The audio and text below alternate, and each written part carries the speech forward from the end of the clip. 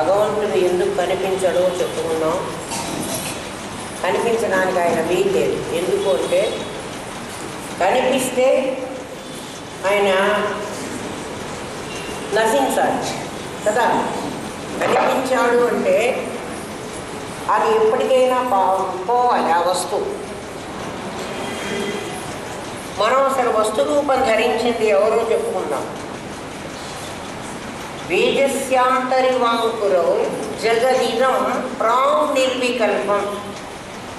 బీజంలో మొలకలాగా, బీజములో అంకురంలాగా ఈ జగత్తంతా ప్రాక్ నిర్వికల్పం. ప్రాక్ అంటే పూర్వము.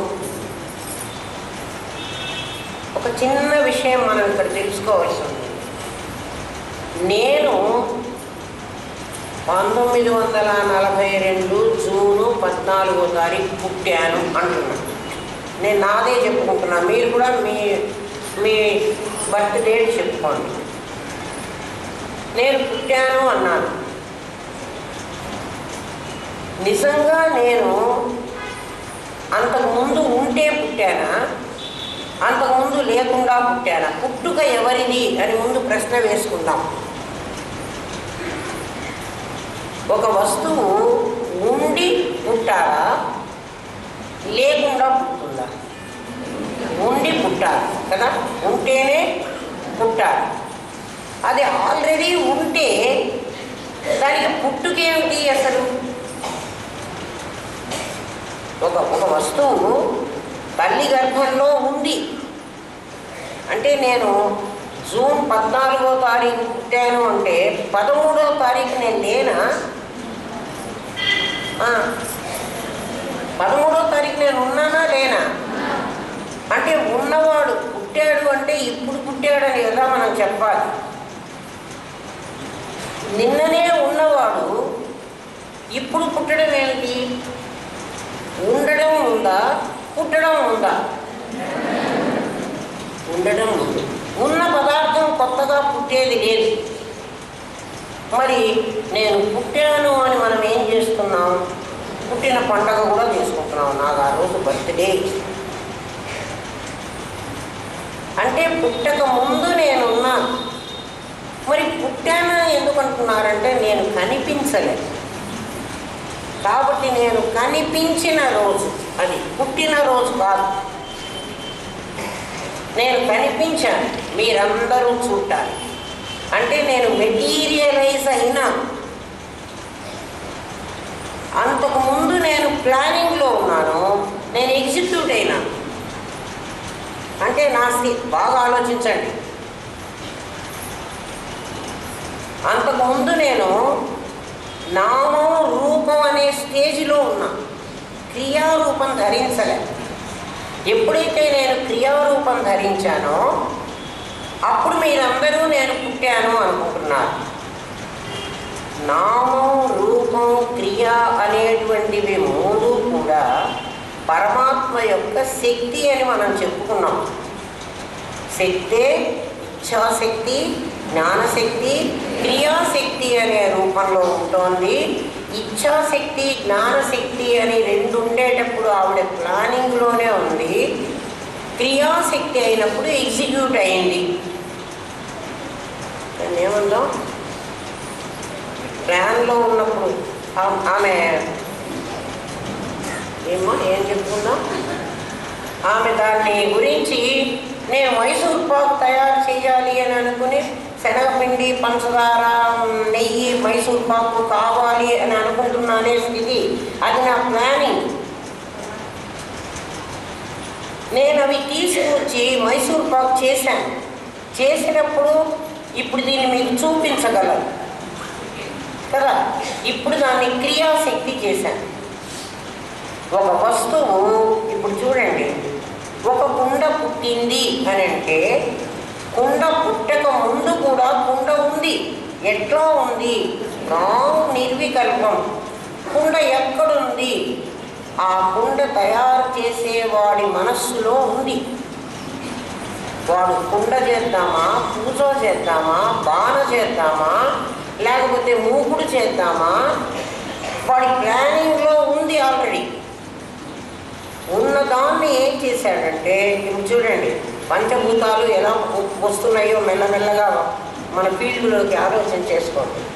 నా ప్లాన్లో ఏదైతే ఉందో దాన్ని నేను ఇప్పుడు ఎగ్జిక్యూట్ చేయడానికి నేను 5 భూతాల సహాయం తీసుకుంటున్నాను కదా.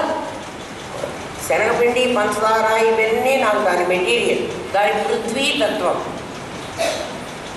మీకు శనగపిండి పంచదార చెప్తే అర్థమవుతుందని చెబుతున్నా. అందరూ మెజారిటీ ఆడపిల్లలు వీళ్ళకి వంట గురించి అర్థమవుతుంది. పోనీ ఒట్టి శనగపిండి పంచదారతో నాకు నీళ్లు లేకుండా మైసూర్ పాకు వస్తుందా? నీళ్లు కూడా కావాలి. కాబట్టి జలతత్వం, పృథ్వీతత్వం, జలతత్వం. నిప్పు లేకుండా వస్తుందా అంటే పొయ్యి, మంటో ఏదో ఒకటి వేడి దానికి కావాలి కదా. అందుకని అది అగ్నితత్వం. అగ్ని కూడా దానికి తోడ్పడాలి. మైసూర్ పాకు తయారు చేసిన తర్వాత వేడి వేడిగా గుండు గుండుగా ఉంటుంది కదా, నేను గిన్నెలో కలిపేటప్పుడు దాన్నంతా పళ్ళెల్లో పోసి ఆరాలి. వాయుతత్వం. నేను పళ్ళెల్లో పొయ్యాలంటే ఆకాశం పళ్ళెం కావాలి, నాకు ఖాళీ కావాలి. ఆ మైసూర్ పాకు నిద్రపోయిన ఆకాశతత్వం. ఈ 5 తత్వాలు, పంచభూతాలు నాకు ఒక నా ప్లాన్లో ఉన్నటువంటిది అది క్రియారూపం ధరించడానికి, నా జ్ఞానంలో ఉన్నది క్రియారూపం ధరించడానికి పనికొచ్చింది. ఇప్పుడు నేను పొద్దున మైసూర్ పాకు చేశాను అంటున్నా. ఇప్పుడు మైసూర్ పాకు పుట్టింది. అంతకుముందు మైసూర్ పాకు ఏమైంది? నా ఇచ్ఛలో, నా జ్ఞానంలో ఉంది. ఈ ప్రపంచమంతా నీ ఇచ్ఛలో, నీ జ్ఞానంలో ఉంది. ఆ ఉన్నదే క్రియారూపం ధరించడానికి వచ్చేటప్పటికీ 5 భూతాల సహాయం తీసుకుంటున్నాం. ఇచ్ఛలో ఉన్నప్పుడు, జ్ఞానంలో ఉన్నప్పుడు క్రియారూపం. ఇచ్ఛకి, జ్ఞానానికి, క్రియకు తేడా ఏమిటి అంటే, క్రియలో నీకు 5 భూతాలు కలిసినాయి, ఇచ్ఛలో, జ్ఞానంలో 5 భూతాలు కలవలేదు. అది అర్థమవుతున్నదా? ఇచ్ఛలో, జ్ఞానంలో 5 భూతాలు కలవలేదు. అందువల్ల దాన్ని సూక్ష్మ ప్రకృతి అన్నాను, దీన్ని స్థూల ప్రకృతి అన్నాను. ఈ పదాలు ఇలాగే నేర్చుకోవాలి. ఇంకో పదం పెట్టడానికి వీలు కాదు. అంటే మీ లెవెల్కి దిగొచ్చి మీకు కావలసిన పదాన్ని అక్కడ పెట్టడానికి నాకు చేత కాదు. సూక్ష్మ ప్రకృతి అంటే దానికి భౌతికమైన రూపం ఉండదు. భౌతికమైన రూపం కావాలంటే 5 భూతాలు కలిసే తీరాలి. ఈ ప్రపంచమంతా కూడా మీరు ఏదన్నా చూడండి, మీ ఇష్టం, అన్నీ కూడా స్థూల ప్రకృతిలో నుంచే వస్తాయి. మీరు ఏదన్నా తీసుకోండి, అందులో స్థూల ప్రకృతి ఏది అని మీరు లెక్కేసుకుంటే శబ్ద, స్పర్శ, రూప, రస, గంధాలు దేంట్లో అయితే ఉంటాయో, ఏ వస్తువులో అయితే శబ్దం ఉండి, స్పర్శ ఉండి, రూపం ఉండి, రసం ఉండి, గంధం ఉండి 5 తన్మాత్రలు అంటారు, అవి ఉంటాయో ఆ వస్తువులన్నీ స్థూల ప్రకృతికి సంబంధించినవి. స్థూల ప్రకృతి అంటే 5 భూతముల కలయిక. సూక్ష్మ ప్రకృతి అంటే ఇచ్ఛ, జ్ఞాన అనేటువంటి రూపాలు. ఇప్పుడు దీన్ని మొత్తం 3గా మనం విభజించాం. అందులో 2 మీకు చూపించడానికి వీలయ్యేది కావు, 3వది మీకు చూపించడానికి వీలయ్యేది. చూసేవాడు మాత్రం మీలో, నాలో, వాళ్ళు అందరిలో ఒకడే ఉండాలి. చూసేవాడు ఒకడు, చూడబడేవి చాలా. ఈ 3ంటికి కలిసి అమ్మవారు అని, శక్తి అని పేరు. ఈ శక్తి తను ఒంటరిగా ఉండలేదు, పరమాత్మతో చేరే ఉండగలదు. ఎట్లా పరమాత్మతో చేరి ఉంటుంది? పరమాత్మ పరమాత్మగా ఉంటే ఈ సద్రూపంలో ఆ పరమాత్మ శక్తి ప్రవేశించాలి. ఆ ప్రవేశించిన దగ్గర నుంచి దానికి జీవుడని పేరు పెట్టుకున్నాం. నిన్న మనం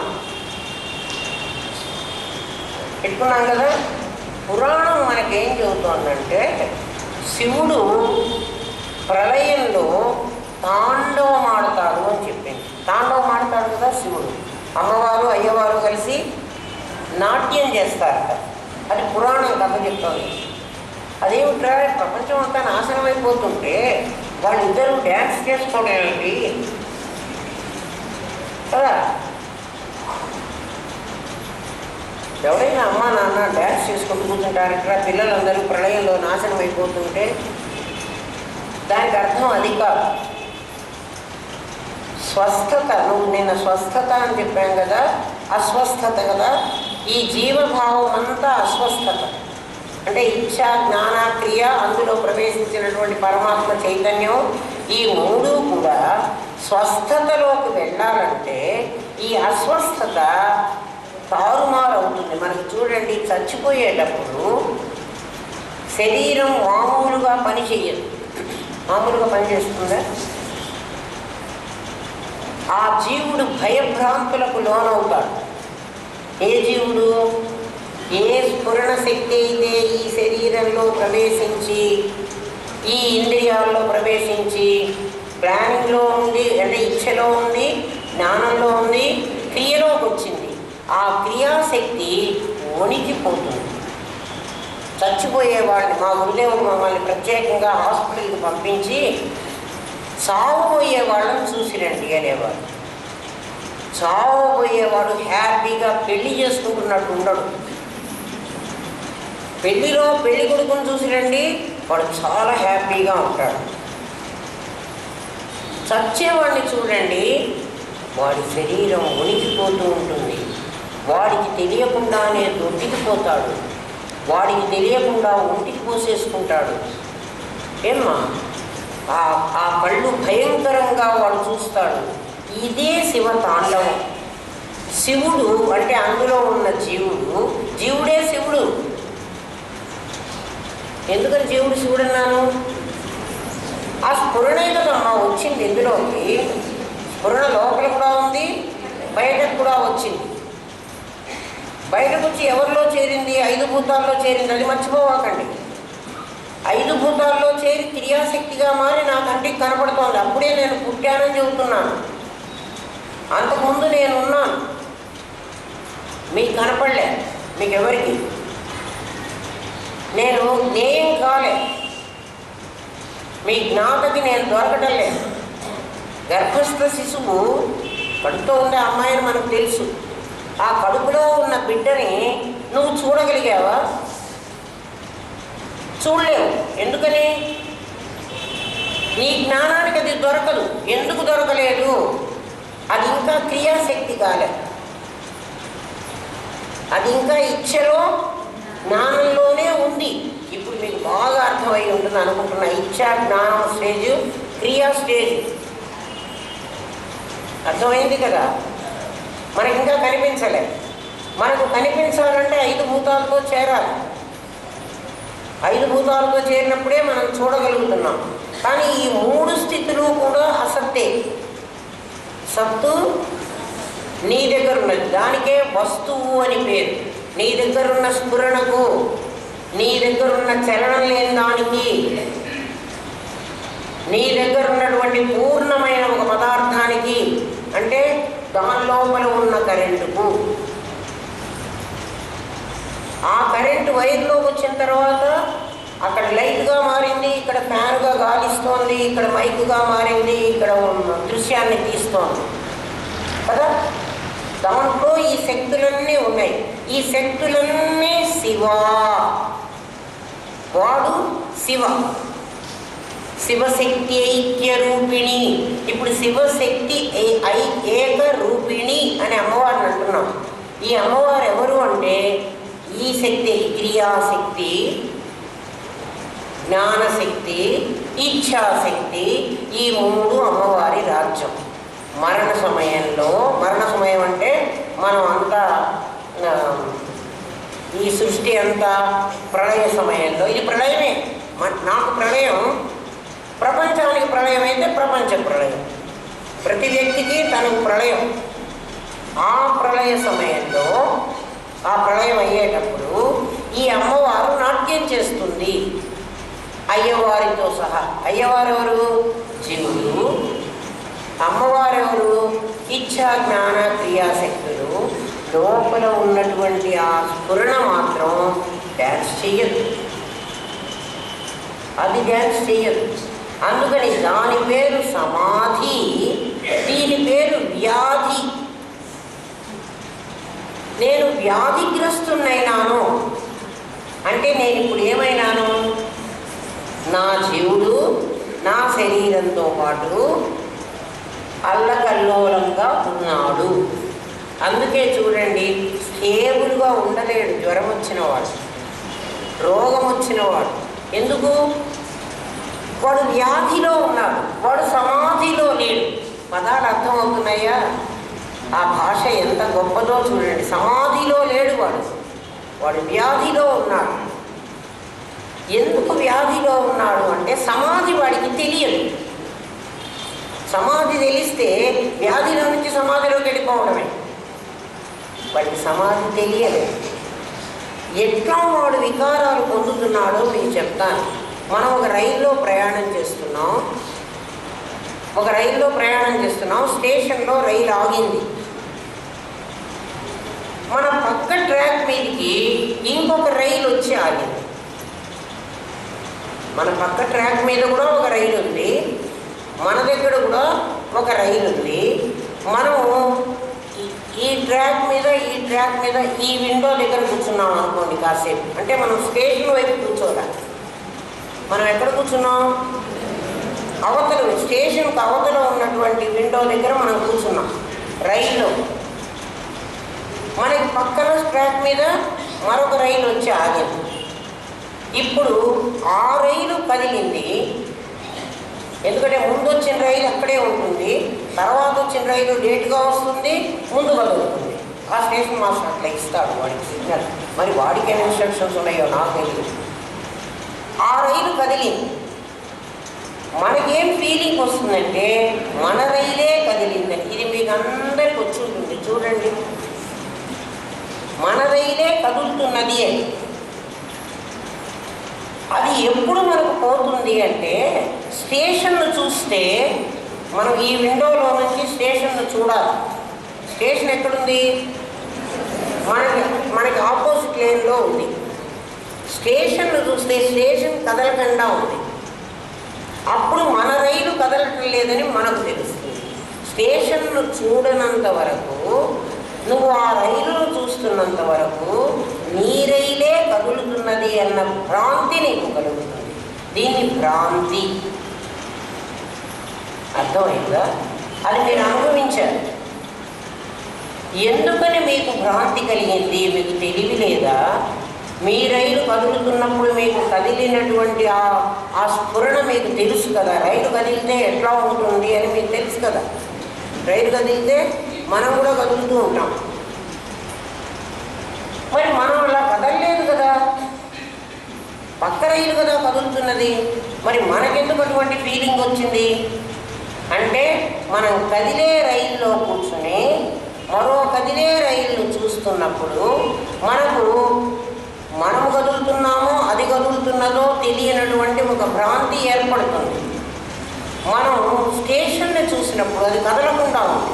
కదలకుండా ఉన్నదాన్ని చూసినప్పుడు నేను కదలటం లేదు, అది కదులుతున్నది అన్న భావం నీకు కలుగుతుంది. నువ్వు అది పోగొట్టుకోవాలంటే అదే చూడాలి. మనం ఇటు చూడము, ఆ రైల్లే చూస్తూ ఉంటాం.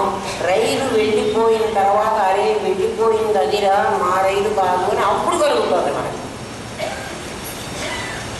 అందరికీ అనుభవంలో ఉందా ఇది?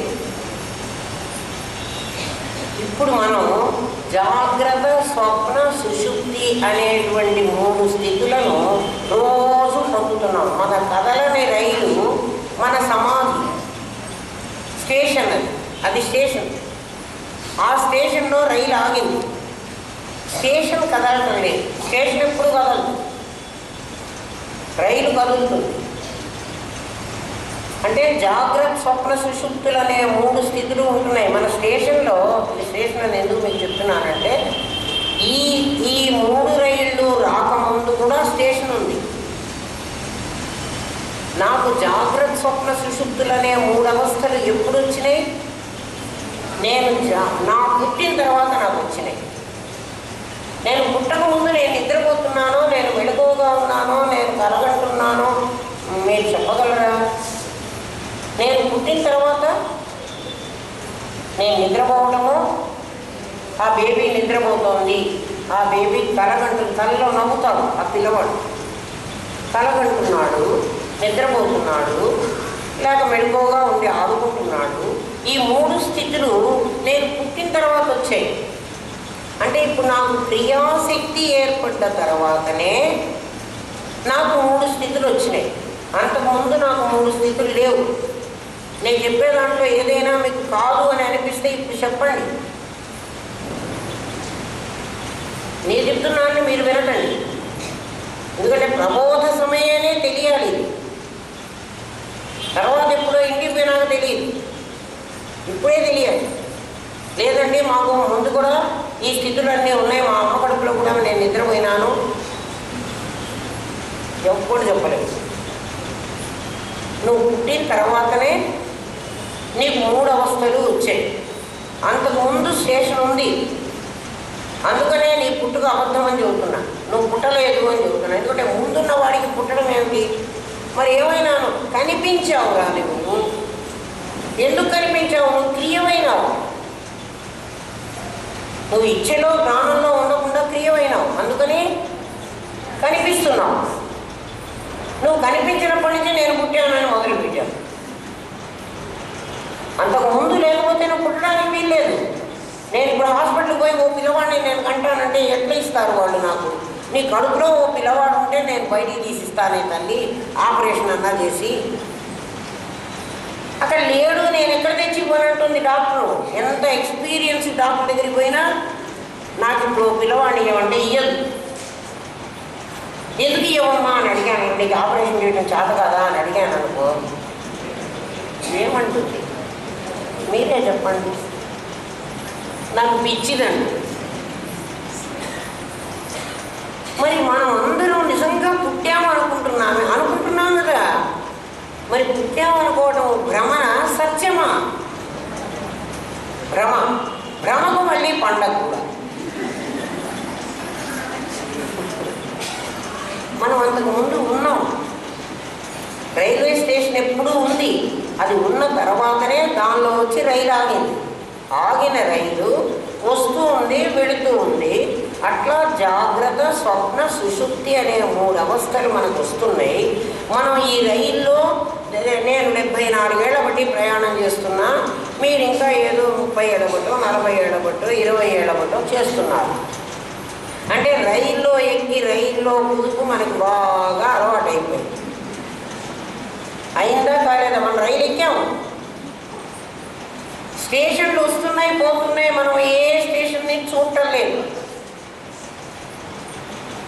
రైలు ఎక్కి కూర్చున్న తర్వాత మనకు స్టేషన్తో సంబంధం పెట్టుకోలేము. మన పక్క ట్రాక్ మీద రైళ్ళు వచ్చి ఆగుతున్నాయి అనేకమైనవి. అంటే ఇది ఒక రైలు అయితే ఇది ఇంకొక రైలు. ఈ ప్రపంచంలో మనకు కనబడుతున్న అనేకమైన వస్తువులు, నేను జీవుడిని అయిపోయి నాకెదురుగా ఇంకొక జీవుడు కనబడుతున్నాడు. ఇదొక రైలు, అదొక రైలు. అది నడుస్తూనే ఉంది, ఇది నడుస్తూనే ఉంది. 2 రైళ్ళు నడుస్తున్నాయి. ఆ రైలు చచ్చిపోతుంటే నేను చచ్చిపోతున్నాను అనుకుంటున్నా. ఎందుకంటే ఎవరన్నా చచ్చిపోతే మనకి ఎందుకు బాధ కలుగుతోంది? మనం చావలేదు కదా. మరి వాడు ఎవడో చస్తే ఎందుకురా మనం ఏడుస్తున్నాం? ఆ రైలు కదులుతుంటే నాకేమనిపిస్తోంది? నా రైలే కదులుతోంది అని. చచ్చిపోయిన వాడి ఇంట్లో ఎవరైనా సంతోషంగా నవ్వుకుంటుంటారా? పోయిన వాడైనా మనం వెళతాం వాళ్ళకి, ఏం లేదు, చావు లేదు, ఏం లేదు అని నవ్వుకుంటామా? కాదు. ఆ క్షణంలో ఆలోచించుకోండి, మనం కూడా చచ్చిపోతాం. అనిపిస్తుందా అనిపించదా? ఎందుకు అనిపిస్తోంది? నువ్వు